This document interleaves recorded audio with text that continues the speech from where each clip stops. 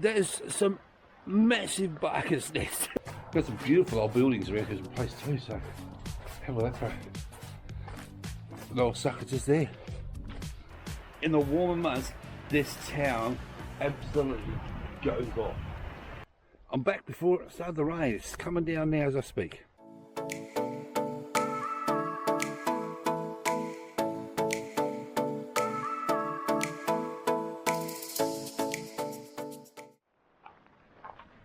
Well, I've just arrived at Port Vincent and the weather is coming. I'm going to have a bit of a nosy around. It's not on my to stay list, but you never say never.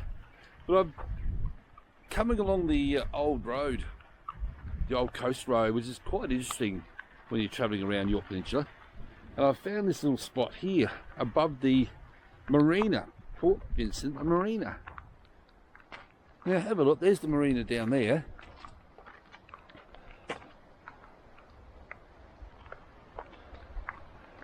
And there's the distance, in the distance there's Port Vincent. But what's caught my attention is down there, I don't know if we can see it with this camera, but down there you see three boulders sticking out the water. And apparently there's a bit of history regarding them. Now, the version we have is these boulders tell us the tale of ancient glaciers. And it's all there. But we've now got the native description, the Dreamtime stories. And apparently these boulders were created by a wild dog. And they scadded all over where the Gadli, I think it's called, has travelled, they're scadded all over. So honestly, I can see those boulders from up here. It's a big friggin' dog. Who's dropped those things? Gadli Droppings, or what's it called? Gadli Droppings. This is the Dreamtime story that a dog has left them down there. So there's some massive barker's nest that some dog has left behind. I'd hate to see its food bill. Anyway, get out the rain. Let's head into Port Vincent. I'm in a town called Port Vincent on the Yorke Peninsula in South Australia. It's a quiet little town, except when it gets warmer, it goes off. This town is tourist central. We're talking 2 caravan parks, we're talking beaches, we're talking fishing, boating. This town is very, very, very popular in the warmer months and holiday periods. As I said, 2 caravan parks. All right, we've got a pub, golf course, B&Bs, holiday rentals. It's all here. We'll go a bit of a wander around and have a look. I'm actually sitting on the foreshore as I speak, having a cup of coffee. The weather is absolutely crap today, drizzling. There's a lookout, there's some mural art to have a look at. We'll probably go and have a look at that later on. And as I said, there's one of the caravan parks just over there. That's the foreshore caravan park, and then about 300-400 metres around the corner is the seaside caravan park. They're both about the same. When it's busy as here. It's got some beautiful beaches, and where I'm sitting right now, I'm sitting underneath like a shelter, tables, toilets, just over there, toilets. Looks like there's a barbecue over there. Next one, they're doing that one up over there as we speak. There's a barbecue over there. And then down that direction, we've got the kiosk, and then we've got the main street just in here. We'll go for a wander and have a look and check out what Port Vincent is all about. And here's where I'm parked at the moment. Have a look at this. Will I be cheeky? I'm directly opposite the information centre. How cheeky could I be if I stayed there for the night? They've got a few signs around the place saying you're not allowed to park after dark. I don't know if they're legal actually, because they have to have a time on them. They can't just turn and say you can't park once the sun goes down. But I'm pretty sure that's not a legal sign, because they can't put you can't park after dark. It's got to be between the certain hours of. And a lot of councils are doing 10 PM to 5 AM type thing. You can't park between 10 PM and 5 AM and you'll get a fine. But I've noticed this council, all they've got is the sign that says you cannot park after dark. I guarantee you that is not a legal sign. And as a lot of councils do, it's virtually 90% of the time it's just a deterrent anyway. So we'll go for a wander around Port Vincent. As we said, there's the toilets there. And just over there, you've got the barbecues, more tables. They're doing some work as well. And it looks like they're doing some work to the jetty. So there's a little jetty there.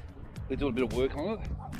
And this is the wharf, so a lot of people come along here to do a bit of fishing off the wharf here.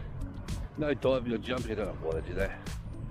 But they congregate down here, do their stuff, and just have a look. You can see what I'm talking about. Now that's the marina over there. Over in the distance over there, that's the marina. They've got a breakwater there, and the whole area back is all beach. They've got a variety of shelters as well, all the way along. So there's one just there on the other side of this quay, another shelter down further.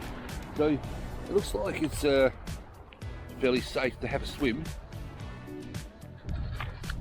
And of course, it's still part of the Walk to Yorke Trail. And honestly, if you're keen to do that, you're a better man than me, that's for sure. Because that starts right out at Port Wakefield and goes all the way around. Probably you can go between towns if you have someone with you. You can do 20, 30 kilometre walks in a day in between each town. And of course, where the wharf is, just across, you've got the information centre. That's not open today, but it's over there in the distance. Look at those rain clouds behind it.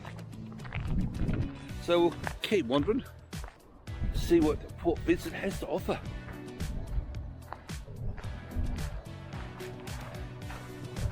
And of course they've got their obligatory Instagram photo area where everyone comes and gets their photos for Instagram and all that type of crap. So I'll go there in a minute, I'll get mine. Got it. When in Rome, do what the Romans do. I'm trying to do this walk before the rain comes in. I think most of them might have gone. And it looks like we've got a bit of a rock here for something. See, something on top. Oh, there you go. Yes, there's Juno. And I found this on top of it. Have a look at this.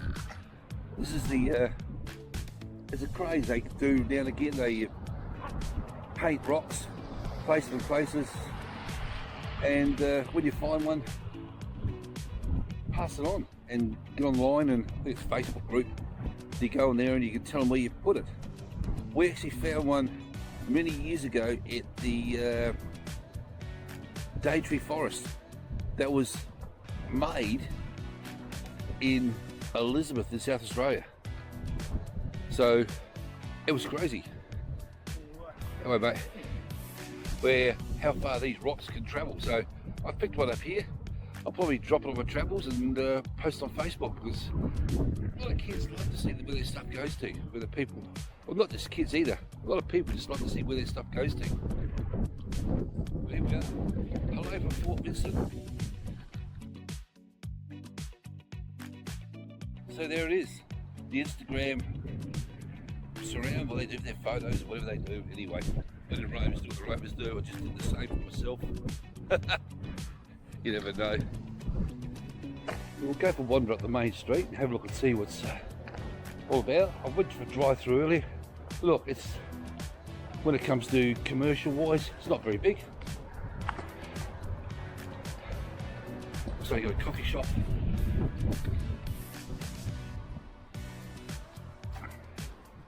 And of course, everyone, country town. has an IGA. There we go. Every country town's an IGA. It's not a big town, not a big facilities, just enough to get you through. Bit of food, pharmacists. Got some beautiful old buildings around here, some place too, so have a look for an old sucker just there.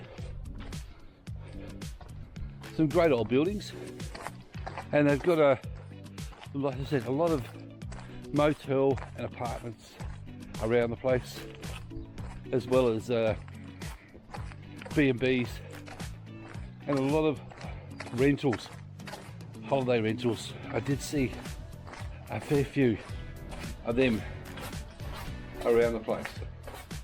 I see some more holiday apartments just in there.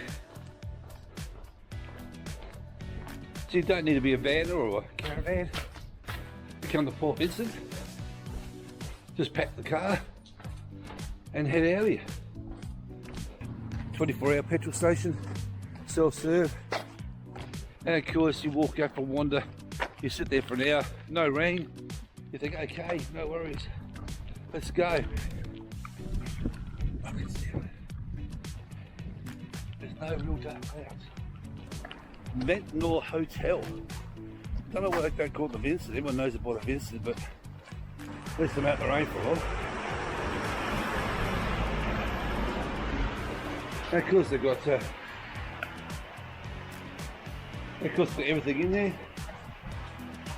Got the gaming area, got the CAB, pokies, meals. As you see, it's absolutely buckling down. And there's the kiosk.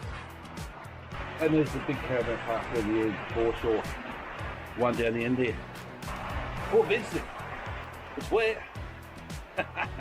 But I guarantee you, in the warmer months, this town absolutely goes off. So here is the Port Vincent Tower. Now, they have a bit of a trail just over there. Goes about 100 metres, tells you a bit of a story about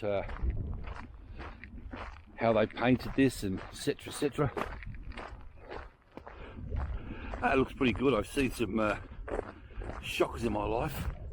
I won't say where, but this is one of the better ones. This is definitely one for the drone, really, when I should have it up, but with this weather, unfortunately, I'm not going to risk it.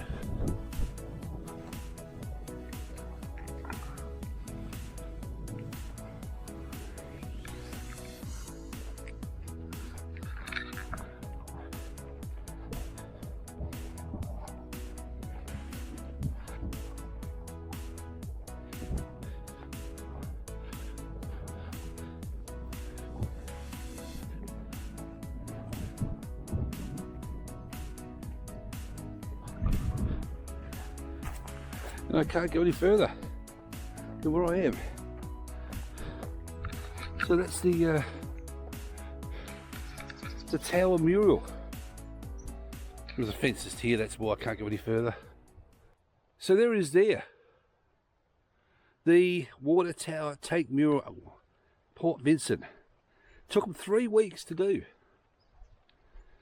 And it tells you how they do it, blah, blah, blah, and bits and pieces about it. And there's the guy that's, or the guys that done it.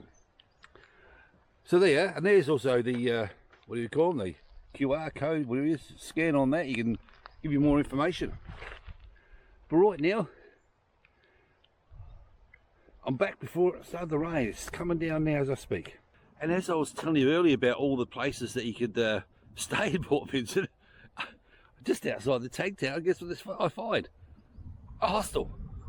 Well, that's another video done and dusted. I hope you like it. And don't forget to like, subscribe, share, and click on the notification bell. So stay safe, and we'll see you on the next one.